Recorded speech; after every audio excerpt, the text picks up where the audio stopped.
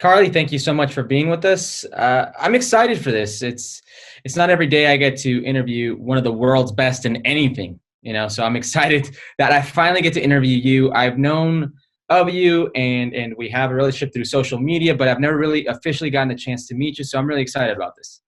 Me too. Yeah, I'm looking forward to it. Carli, I know through social media you've mentioned that you and your husband may have contracted this virus going around and not even known it. What was that like? What did you feel? How do you feel now?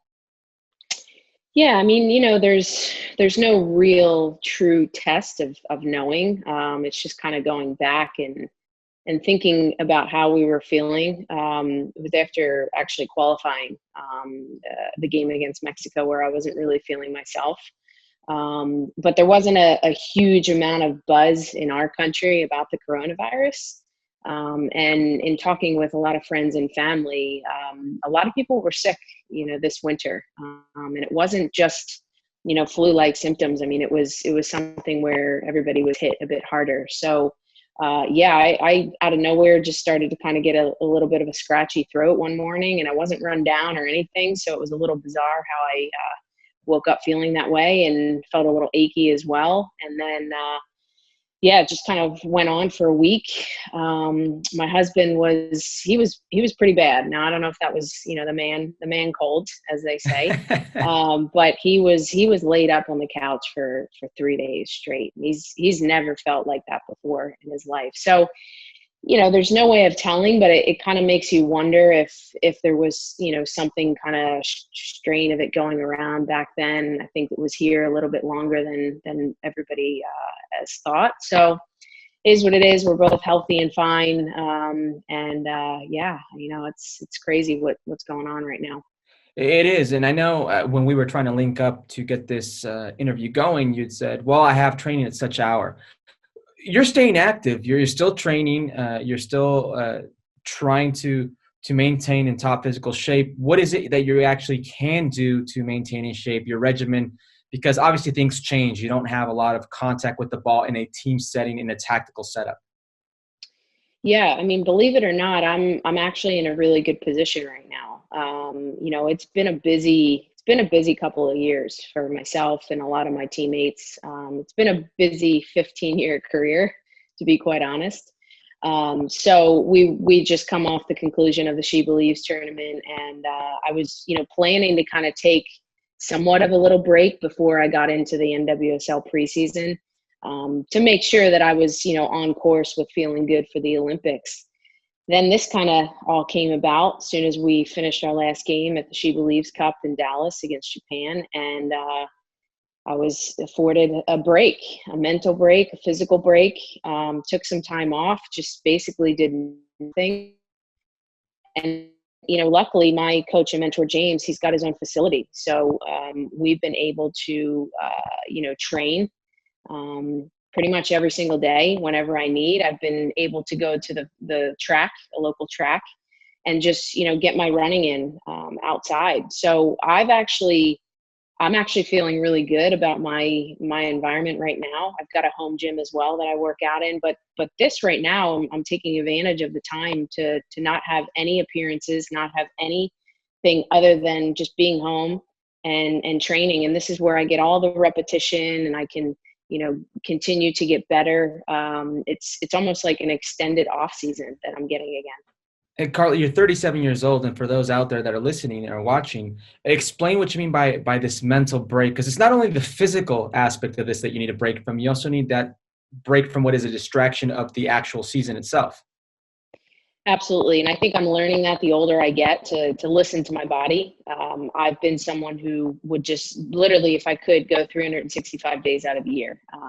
I've been a little psycho in that regard. And so as I've gotten older, I've realized that breaks are very good for the mind, especially. I mean, of course, it's a physical break, but mentally to just shut off, to not have to worry about anything. Not thinking about getting up and figuring out when you're going to train or whatnot.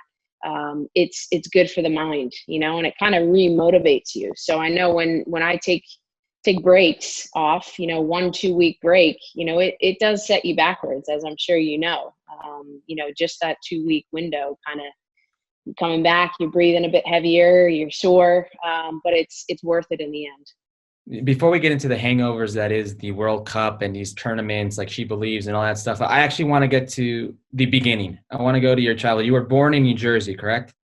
Yes. Okay, so how does Carli Lloyd get exposed to the game? How does Carli Lloyd fall in love with the game?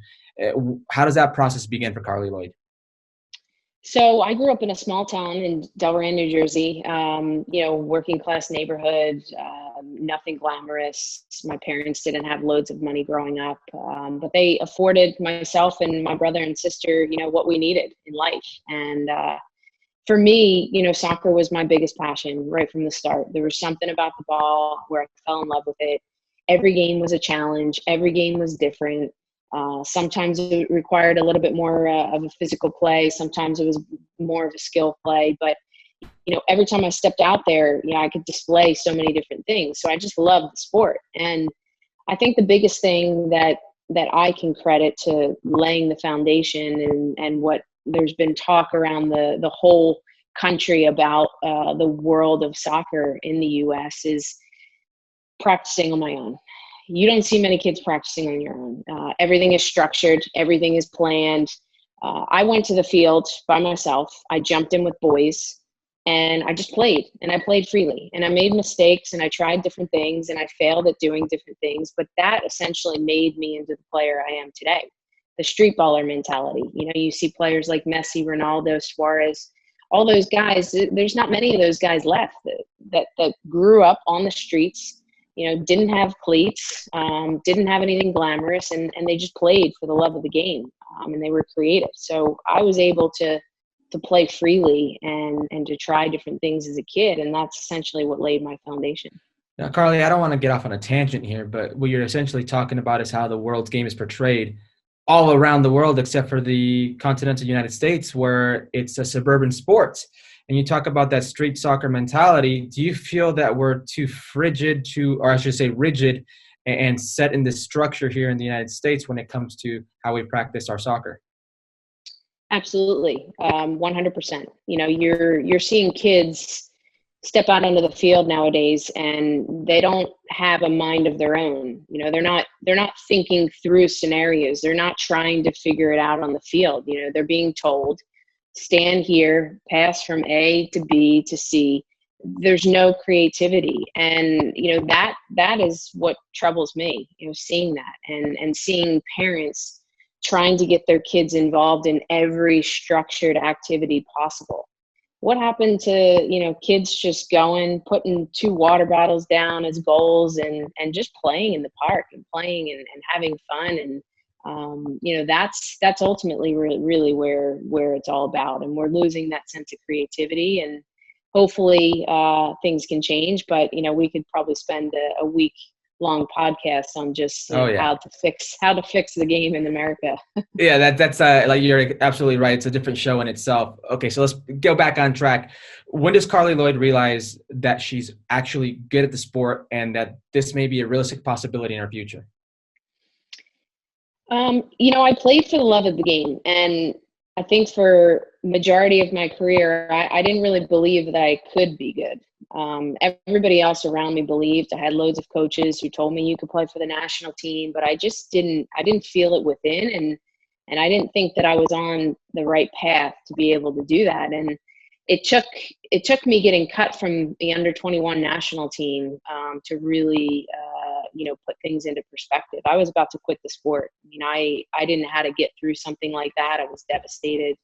And then, I had a huge turning point in my career of meeting a mentor, coach, and guru in the soccer world, who happened to just land in Mount Laurel, Medford area in New Jersey, because he met his wife on the Greek islands. He's from Australia, and we linked up.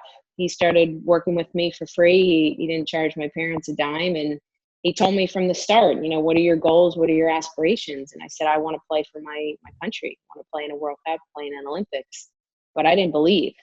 And James is his name, was the first one who believed in me, and not only believed in me, but had a plan in place and goals that were achievable. And through the preparation, mental and physical preparation, he was able to kind of get into my mind and make me believe and prepare me, and told me if I do all of these things that he's asking me, I can go on to become the best player in the world. But it took me some time to realize that.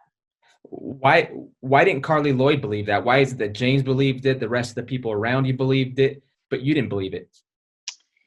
I think that I'm very critical of myself. I probably, to a little bit of a fault, tried to be too perfect sometimes.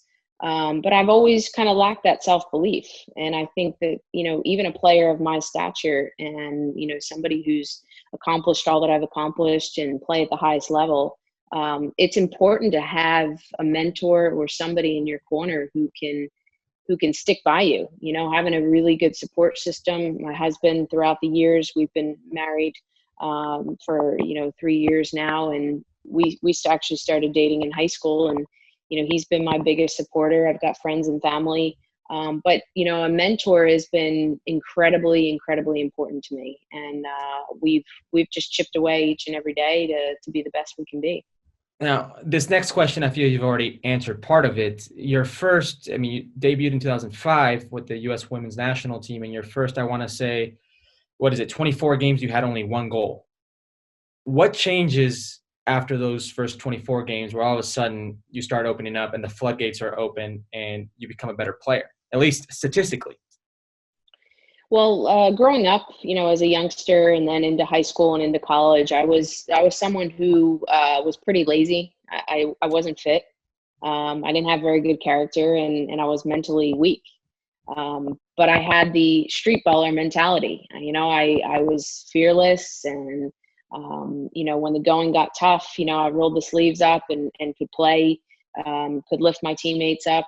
And I was an attacking personality out on the field. I love scoring goals, but that's all I love to do. I didn't like to do the dirty work. I didn't like to defend. So when I got on the national team, and when James and I had been training for a couple of years, we started training and working together in 2003, got back on the under 21 national team. And then, the next step was to get on the full women's national team. 2005, I made my debut, but the game back then in 2005 was a system where, you were a box-to-box midfielder. There were two midfielders in the center, and when one went up to attack, you stayed back and defended. Yep. And vice versa. So I had to essentially, number one, for starters, get myself fit. I could barely run 12 minutes straight, going on a jog outside of my house. I had a pain in my side. I was breathing heavy. Eventually, I worked my way up to running 90 minutes straight. So every single, day and year, I've just layered upon layered my endurance. But I was that box-to-box midfielder for the first couple of years on the national team. And it wasn't until, the game evolved and was being played a little bit differently where I started to find myself higher up on the field. Now, before we get into that actual change of position and your national team career per se, I want you to take me back to 1999. You were actually at the opening game for the U.S. Women's National Team. Were you in the stands watching against, I believe it was Denmark, and that Denmark team had gone, they were undefeated in European qualifications for that World Cup. Walk me through that game, what you remember about that game, what you remember about the atmosphere, who you were with. It was really cool. That whole World Cup was iconic in so many different ways. I remember the logo vividly, the yellow and just the 99 logo at that point. And I think I was at a couple of tournaments prior to it, and I got, Julie Foudy and Joy Fawcett's autograph. I think I still got to dig it up, but I still have the poster. But it was so cool. And then, to be able to go up to the Meadowlands Giant Stadium and watch them play in a packed stadium. I think we were really high up on the field, but it was just incredible. And, at that point in my life, I said to myself, this would be unbelievable to play for my country and play in a World Cup, but you don't think that it's possible. You don't think that it's within reach at all. But it was life-changing for me. It was, it gave me extra motivation to want to be them, to want to do that. And, sure enough, some years later, I actually got to train with some of them, which was pretty cool. I'm sure Julie will be very excited that you're going to mention that when you were a little girl, you got her autograph. Yeah, I gotta dig it up and take a picture of it. Yeah, absolutely. Do you have a favorite memory of that tournament? Maybe a goal or a play or something that stays with you? Um, Because everybody thinks about not, Brandi Chastain burying the penalty kick and taking off her jersey, but yeah, I few mean, people.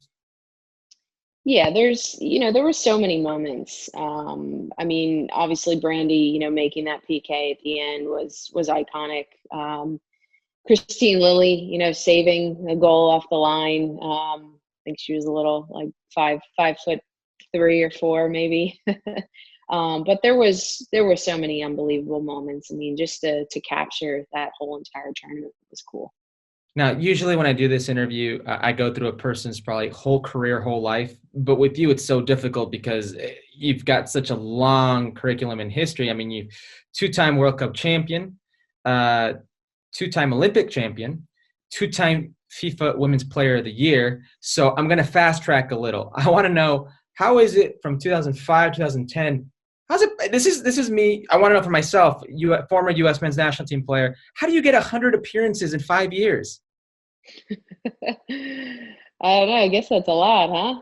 That is a lot, because usually if you get, I don't know, I want to say 12 in a calendar year, you've been called up every single game if you're part of the men's national team program. I mean, I guess it's a little bit different. You guys are a little flip-flopped. You play more so with the club and your Correct. clubs, and then don't come in as much with the national team. And whereas us, the national team has essentially been our club for so many years. We've played a lot of games.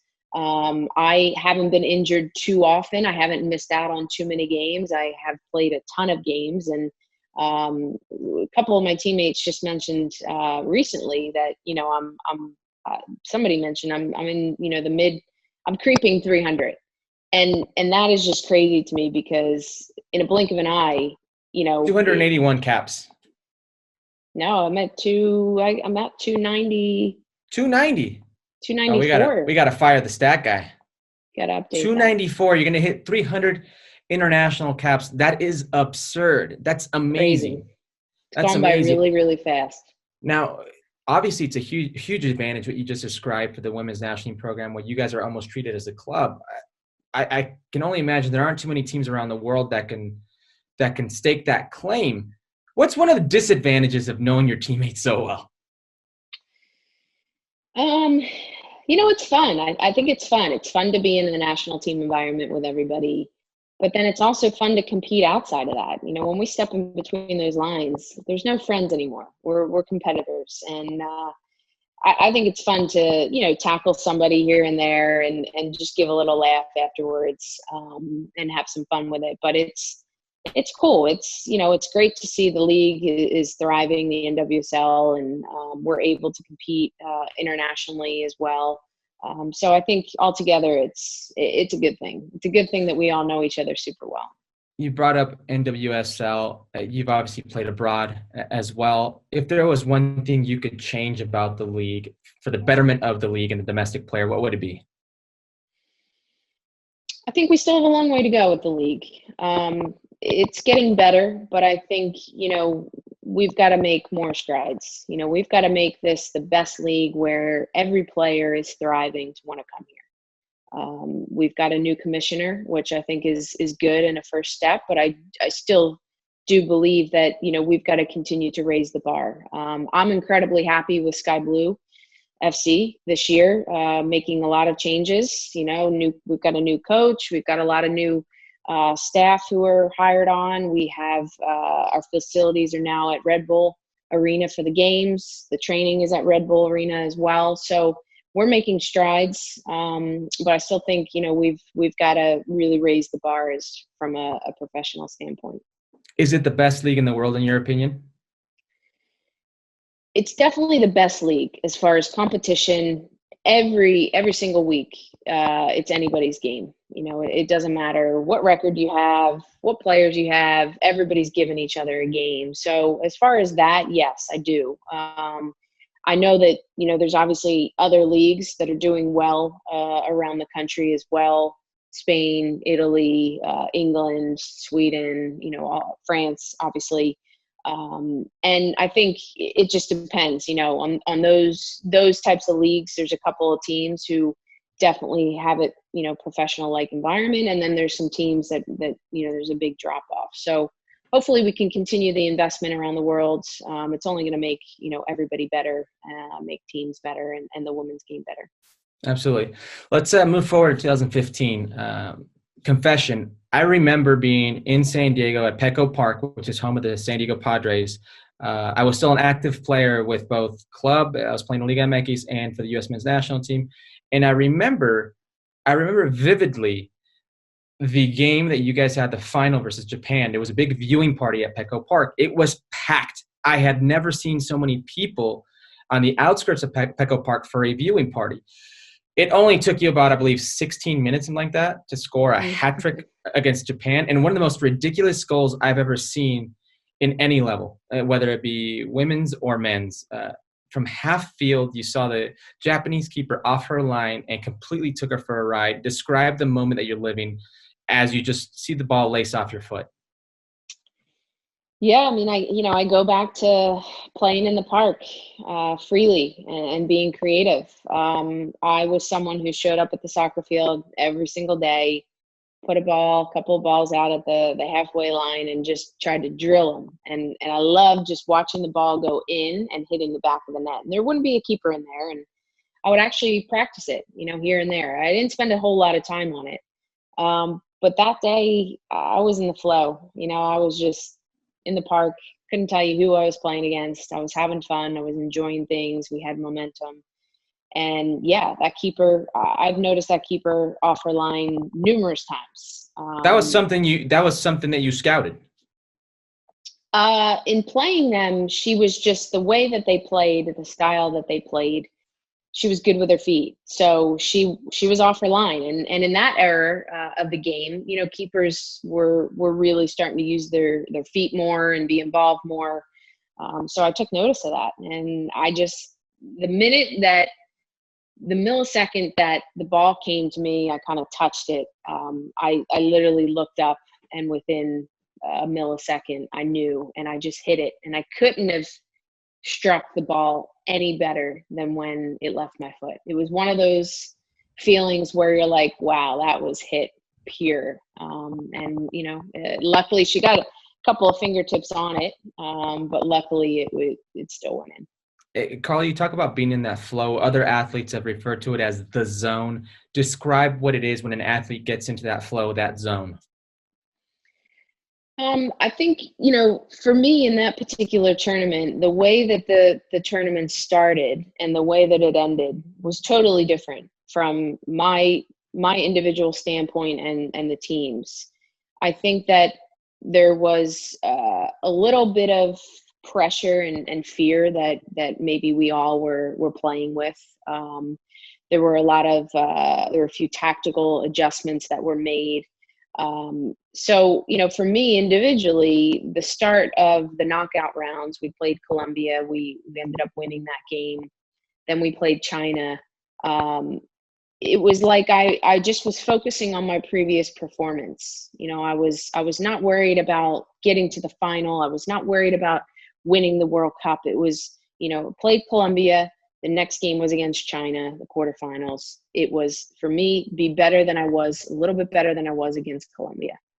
Then score a goal in China, we win against them. Then it's a semifinal against Germany. Again, focus was just play a little bit better than I did against China. Scored a goal, had an assist, we won that game. And then getting to the final, again, just be a bit better than I was against Germany. And it made my mind focus on the things that I could control. And that was my performance. And that was just, not worrying about all these other things that I can't control, just doing the best that I can possibly be for me personally, which will then essentially make my teammates better around me. And that was it. And I've had performances like that where I've just focused on, being a bit better than my previous performance and not worrying about anything else. When you go into a game and you're worried about 1,000 different things and you're worried about a lot of things that you can't control, you're taking all of your energy and focus away from performing. So ultimately that's what I did. What are some of those things you think maybe the team was dealing with pressure wise or not being able to control that might have been able to affect the team? Well, I think we sort of went into the tournament, and everyone was labeling our group the group of death. It was one of the toughest groups. We played Australia, we played Sweden, we had Nigeria. It was a very tough group. The pressure of not winning a World Cup in 16 years. Everyone was talking about the '99 team, and there was all that added stuff. Yes, we were prepared, we were ready, but I think that we just needed to be ourselves. We needed to unleash what we do best, the American mentality, going at teams, smothering teams. Yes, we're going to make mistakes, but we kind of sat back. The first couple of games, we were 2 blocks of 4. I was more defensive along with Lauren Holiday in the middle of the field, and that's not us. That's not me. And so when we got into some yellow card issues with Megan Rapinoe and Lauren Holiday, I remember Jill calling me into her room and saying, "Look, we need to go at China. I want you to just play freely. I want you to, I'm going to unleash you. I'm going to have Morgan Bryan sitting in behind you.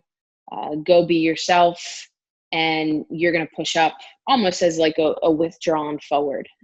So that's what I did. I just went out and I was myself. And I think the team started to gain more momentum, knowing that we've got to put teams under pressure. We can't let teams just come at us. We've got to put them under pressure. And, we did well against China, and then we went into Germany with, even more motivation, American mentality, and then we got the job done against Japan. You mentioned having that cloud of the 1999 women's group over you guys. When you finally won the World Cup, was it finally like, oh, great, I don't have to listen about the 1999 team anymore? No, I think it wasn't that. It was, it was the media. It was the media coming up with storylines, and we hadn't won in 16 years. And it was never this, pinning the 99 team against us. What they did was remarkable. We wanted to be in their category of winning a World Cup. Every single player, that was every single player's dream of doing that. So I think it was more of just the media trying to pin that. And, 2011, we fell short. We lost to Japan in the final, and we thought that was our year. So it was just this buildup of emotions. And, having not won it in quite some time was a big thing. So I think that all of us were never wanting the whole 99 team to ever go away and not talk about them. We wanted to add to that. And we did, and we got it done. And now we're, alongside of many of those amazing players. Absolutely, etched in history. So 2015 is in the books. 2016 rolls around, and now you have the Olympics. Did you feel heading into that the team was in the right headspace? And I say this because oftentimes when a team comes off an incredible performance or achievement, they have that hangover, that championship hangover kind of over them that could affect them mentally, physically, when it comes to stress and emotion that comes with playing and achieving something like that.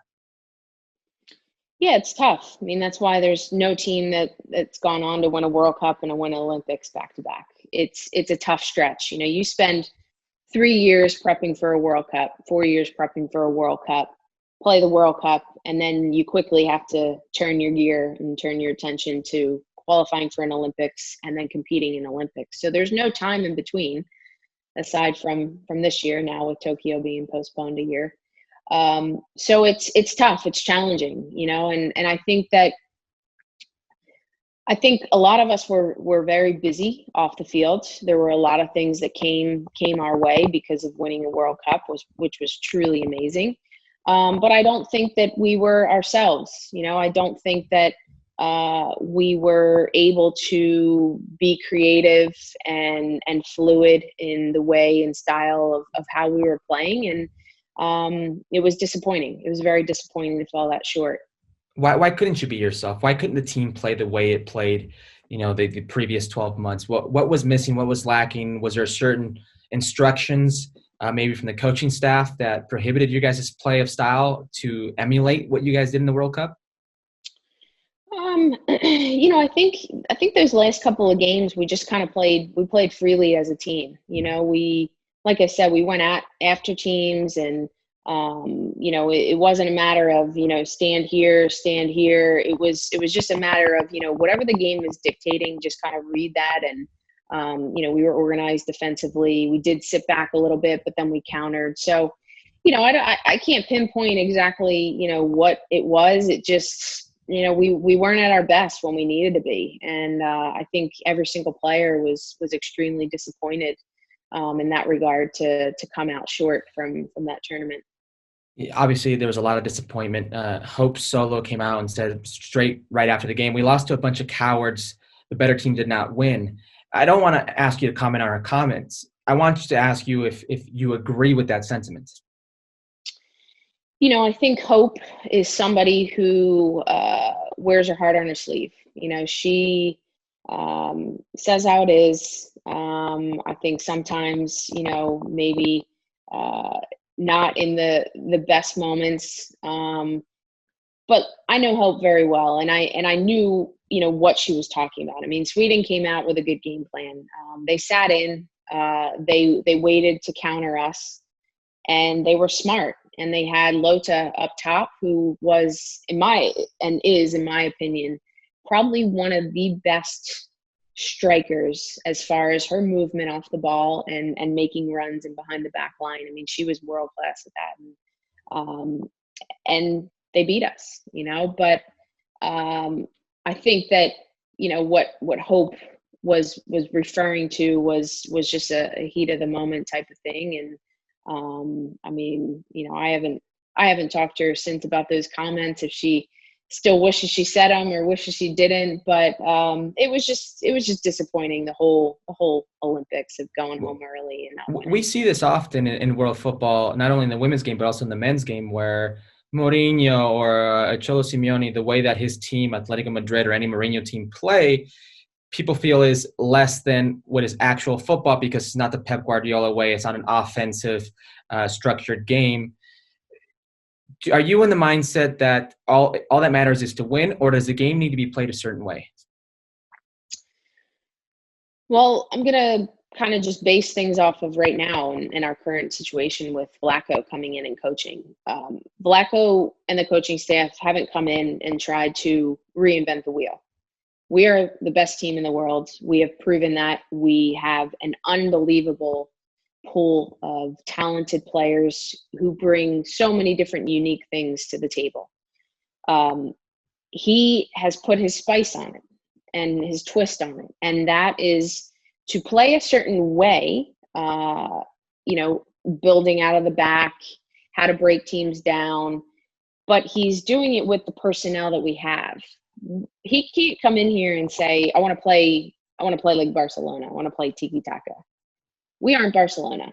And right. I think many coaches try to do that, where, they grab the way Chelsea play, or they grab the way Man City play, or Barcelona, and they try to implement it in their team, but the team doesn't have the personnel to do that. The pieces don't fit, correct. So you've got to find ways of what players do you have, and how can we play to the best of our ability? And right now you're seeing that. You're seeing players who are playing with loads of confidence. Kristen Press, who's doing great.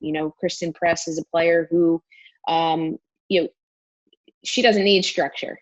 She needs to figure the game out on the move, make different runs, do things a little bit differently. Same with me. I'm not somebody who's going to just deal with, having to stand in one spot and be in this structured system. So he's has a philosophy. He has a game plan in place, but he's also giving players the freedom to be themselves and express themselves. And when we play different opponents, there's different ways of breaking them down. So I think that's the best method, is, not trying to be a different team around the world, but being the best possible team that you can be with your philosophy and with your players. It's funny you mentioned this, because a few months back I had an interview with Mallory Pugh, and she was stating the difference between Jill Ellis and Vlatko, and maybe saying that your current coach, your current structure is more tactical than what maybe something Jill Ellis employed in years past. Do you see the difference? Is it that marked between the two? Definitely. I mean, Vlatko is very detailed, and you have to have a soccer IQ, to do well and play well for him. But he individually develops players. He's got a care of whether it's someone like myself who has almost 300 caps or someone who has 5 caps. He wants to try to make that player better. And while you make those individual players better, you're making the team better as a whole. So it is, we have a lot of meetings. We go over a lot of film. We look at things that we haven't done well. We look at things that we could do better. We look at situations where, we discuss and we have a couple of people chiming in of how they were feeling in that particular moment. So yes, it's his own philosophy. It's a style of play that he wants to play, but it's also using the personnel that we have on the pitch as well. Now, if I'm a coach and I'm not a coach, I wouldn't want to be a coach. It's a very ungrateful job. I know that you've had many coaches and probably all of them have never been the best coaches. We all have our opinions. But I immediately go for my older players, my star players, and I pull them aside and I have individual conversations about where said player stands. Has Vlatko had this conversation with you about where you stand? And if so, where do you stand in this current U.S. women's national team setup? No, I think the best thing about Vlatko, and this has probably been the first time in my career where there's been a coach who will reward the players that are playing well.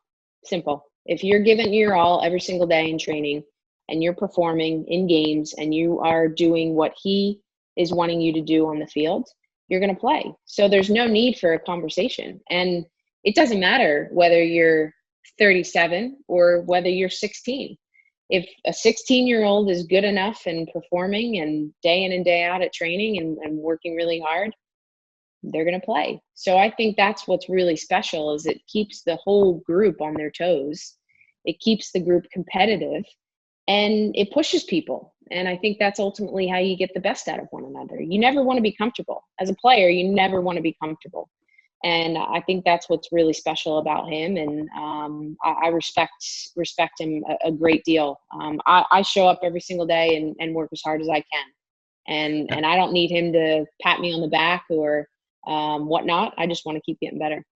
Now, you talk about the comfort level on the field. You started out as box-to-box midfielder. You're now in this sort of hybrid 10 or sometimes 9 role. What have you learned in your evolution of what has been different positions and ultimately being a goal scorer? I think it's been really stimulating for me to play multiple positions, starting off as a box-to-box midfielder and then, playing more attacking while somebody's sitting in behind me. I played defensive mid as well during the 2012 Olympics. I played outside mid, left, right. I played up top, and now, the older I've gotten, the more I've moved up top, and it's been another stimulating position to work on so many different things. And I think because I learned the game the right way, the box-to-box midfielder, and then kind of been creeping myself higher and higher up the field, it's made me a smarter player because I've played those positions. And now it's about, my movement off the ball. It's about my runs in the box, and it's about being a sniper in front of the box. And it's been fun. I've been enjoying it. I think that there's loads of people who think, oh, you have to be super fast and you've got to get in behind the back of the line. And, Carli doesn't fit that mold or whatnot.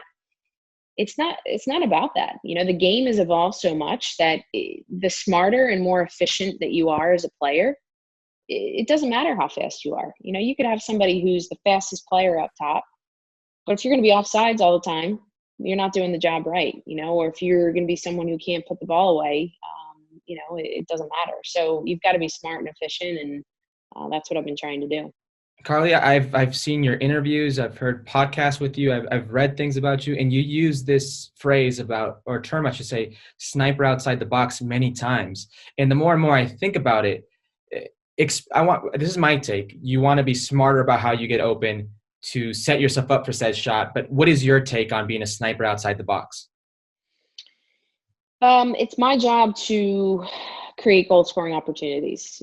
As a forward, I've got to score goals. It's simple. You're going to get more chances than everybody else on the field. And a lot of times you're going to miss some. And that's just the nature of the game. But I also can set up goals. I also can create. And I think that's the balance. The game against England that we just played, I enjoyed that game because I checked off the line a lot, and I was able to play people through. I still have that midfielder sense of being able to play through balls and being able to create and be able to set people up.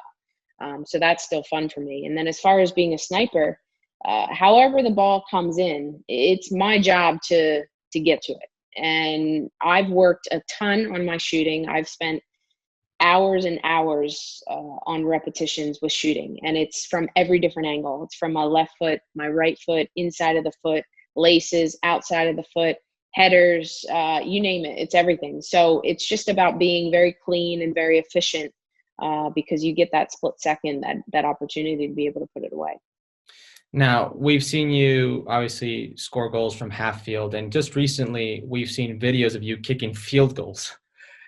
How does this come about? And is there any truth to this that you've actually were offered tryouts with NFL teams? Yes, that was wild. I was actually asked to come out to their last preseason game with two teams. Unfortunately, we had our victory tour after the 2019 World Cup, so wasn't able to do it. But that's on hold a little bit. Now I've got, preparation for Tokyo next summer, so we'll see what happens. Is that something you're seriously contemplating? Do you want to be a field goal kicker? I think, what's great about it is the opportunity to be able to show people that I can do it. I mean, I've tried it with the helmet, the pads on. Really? I did the secret commercial in the Super Bowl that played before the Super Bowl.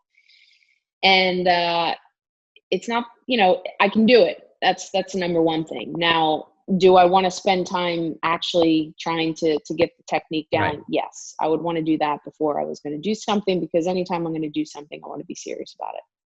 What was your longest field goal? At the Eagles, it was 55 yards. Wow, 55 yards. Yeah. That's NFL already. You know how many teams would take you already? Yeah, I gotta practice. So we'll see what happens. Okay. Obviously, it's also a grind. It's a commitment. And you said it yourself. If you get into it, you want to be the best at whatever you do.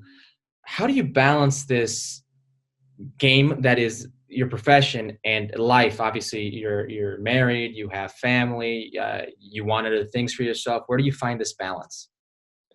It's really hard. It's really hard, in particular with myself, because I am so driven, which is good because it's made me into the player that I am, that it's very hard for me to shut off.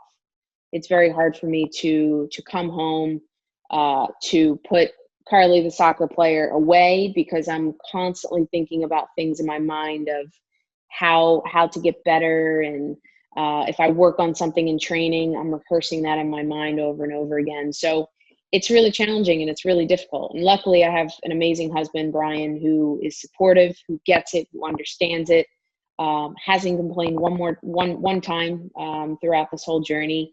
But, this moment, this unprecedented pandemic that we're going through has shut off Carli Lloyd, the soccer player, a little bit. I'm still training. I'm still focusing on that.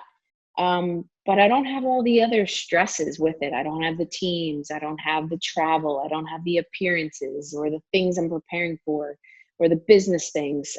It's been incredibly nice to just be a normal human being, to cook and do the domestic things. So I've enjoyed that. And I'm learning still to balance things. So when I retired, I got to experience exactly what you're talking about, the let's relax. Even though I jumped right into ESPN, but let's relax. I can cook. I can take my wife out on the weekend for a date. But also you start getting an itch. And has this, in a sense, revitalized you for what's to come? It has. I am busy. I know loads of people in the world are busy. all I know is I'm busy, and I'm working around the clock. I'm training really hard. I'm putting in the effort there. I come home, I'm dealing with my own business of, clinics and my online store. I'm, trying to spend time with my husband, my friends, my family, and just taking every opportunity with appearances and interviews and sponsorships and just doing as much as I can. So I was actually feeling very tired, worn, maybe in the mind a little bit. So this is an unbelievable moment in time.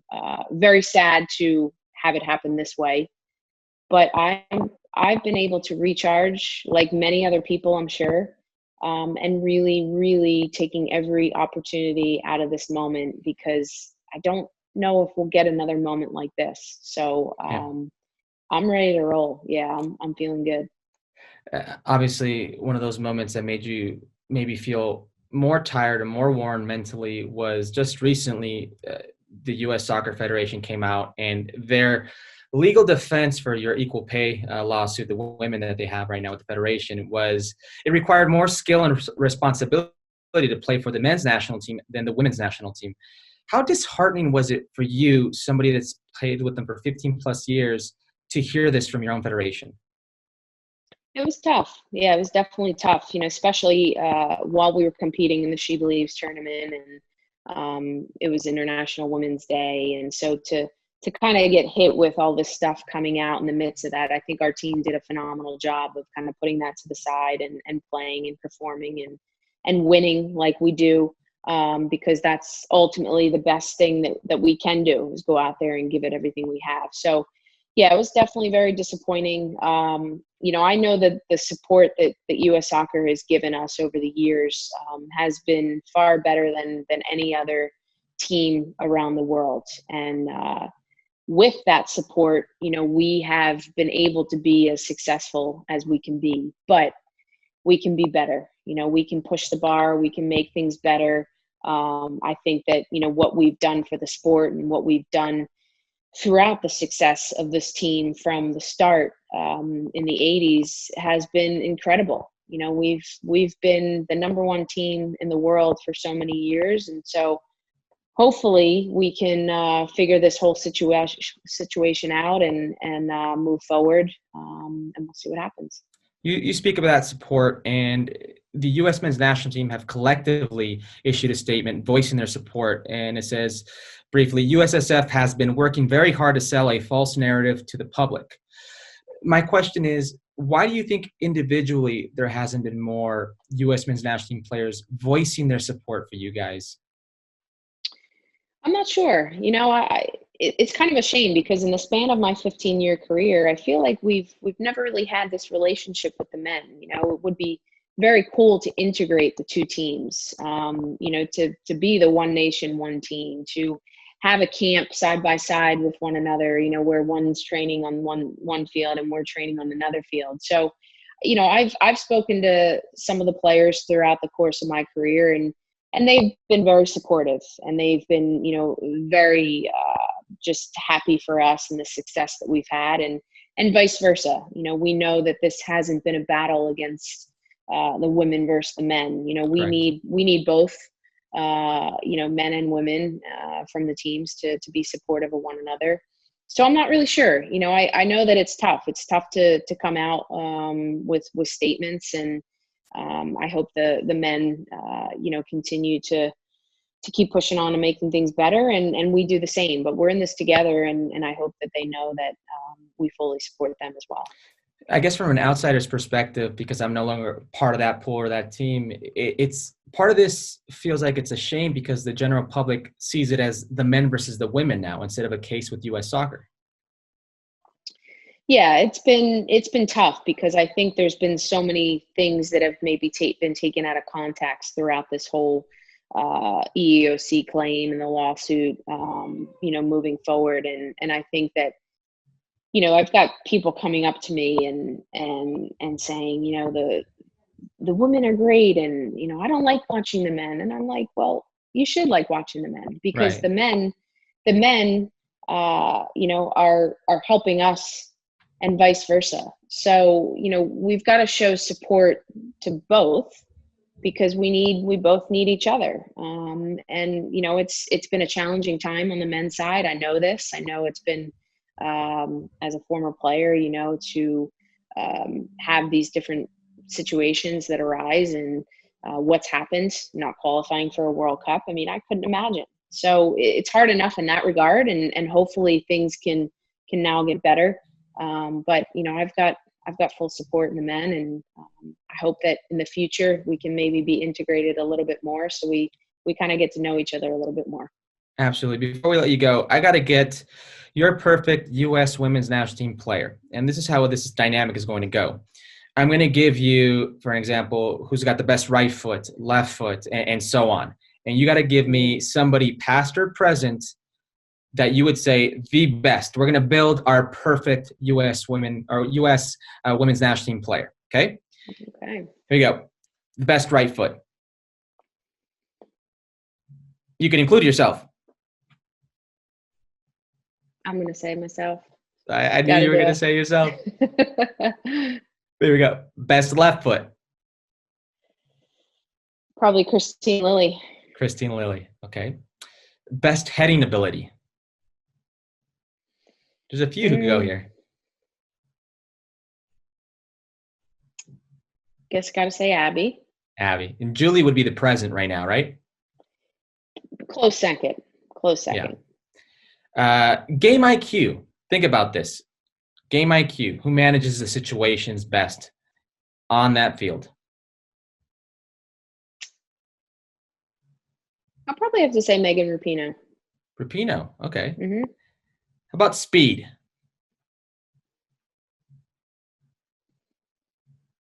I'm gonna have to say the current moment. I think it's Lynn Williams. I think she's the quickest. Lynn Williams. Okay.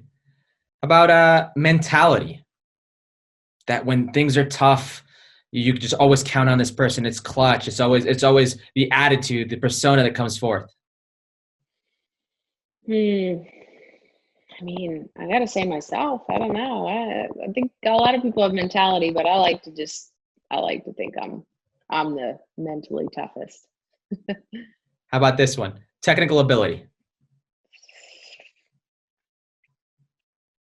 Probably have to say Yael Averbuch. And last one, trash talk. Yes.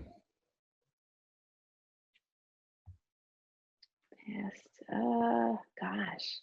Who's the best trash talker you've ever seen on the field? I don't know. Who are you thinking on the women's side? It's a good one. I would have said Hope Solo. True. Yeah, Hope is definitely up there. Yeah, let's stick with Hope. Hope Solo. She doesn't bite her tongue, so that's one of the key ingredients to being a good trash talker. Yeah. I was gonna say her actually as well. Okay. Well, what's next for you? You're 37 years old, Carli. We want to see you for years to come. What's on the agenda? How much longer do you think you keep going? Well, according to everybody else, they think because the Olympics are now a year later, postponed, they suddenly have put me into this dinosaur era, which is funny, but I'm feeling really good. And I think that with another year of preparation, and hopefully make the Olympic squad, that's the plan. Just prepping for that. I know I'm going to be ready. I know I'm going to be one of the fittest. I know I'm going to be the strongest, sharpest, and just ready to do anything I can to help my team. So that's the plan as of now, and might be time to hang up the boots after that. So we'll see. Well, it's been an absolute pleasure covering you, watching you, and I appreciate your time. Thank you, Carli. Thank you. Appreciate it.